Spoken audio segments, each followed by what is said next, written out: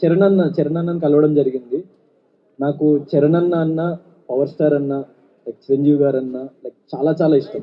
నేను చాలా పెద్ద ఫ్యాన్. అంటే ఎన్నో సినిమాలు వాళ్ళ చూసి వాళ్ళ నుంచి ఇన్స్పిరేషన్ డ్రా చేసి వాళ్ళకి వ్యక్తిగతంగా చాలా పెద్ద ఫ్యాన్ని. చరణ్ అన్న నాకు నిన్న ఒక మాట అన్నారు. నేను ఎప్పుడైతే రన్నర్ అప్ అని తెలిసిందో నేను కొంచెం లో ఫీల్ అవుతుంటే అన్న నా దగ్గరికి వచ్చి, గౌతమ్ మా అమ్మ నీకు చాలా పెద్ద ఫ్యాన్.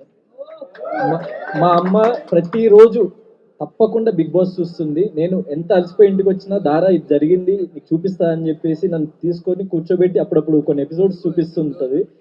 నేను అమ్మకి ఇక్కడికి వచ్చే ముందు బిగ్ బాస్ ఫినాలేకి వెళ్తున్నా అంటే గౌతమ్ విన్నర్ అవుతాడని చెప్పేసి అమ్మ నాకు చెప్పింది.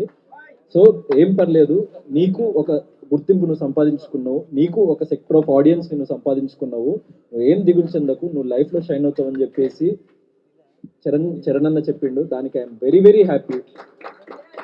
ఎందుకంటే అంత పెద్ద గ్లోబల్ స్టార్ ఇప్పుడు ఎవరైనా అందరూ విన్నర్ వైపు పరిగెత్తుకుంటూ వెళ్తే అన్నకి తెలుసు అంటే ఎవరు ఆయన గ్లోబల్ స్టార్ అవ్వడానికి రీజన్ నాకు అప్పుడు అర్థమైంది. అంటే అరే మనము లో ఫీల్ అవుతున్నామని తెలిసి అన్న భుజం తట్టి నువ్వు నిలబడతావురా భయ్ అని చెప్పేసి చెప్పిండు కదా, అది నాకు ప్రౌడెస్ట్ మూమెంట్.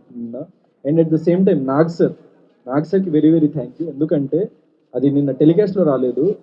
ఏం చెప్పారంటే, గౌతమ్ నువ్వంటూ ఒక మార్క్ని క్రియేట్ చేసుకున్నావు, నువ్వు ఫర్దర్గా హిస్టరీని క్రియేట్ చేస్తావు గౌతమ్, నాకు చాలా నమ్మకం ఉంది నీ దాన్ని. So I'm very very thankful Nagarjuna సార్కి. ఎందుకంటే అలా అంత పెద్ద వ్యక్తుల నుంచి ఒక మోటివేషన్ వచ్చినప్పుడు ఏ బ్యాక్గ్రౌండ్ లేకుండా ఏ సపోర్ట్ లేకుండా వచ్చి ఇంత ప్రేమను సంపాదించు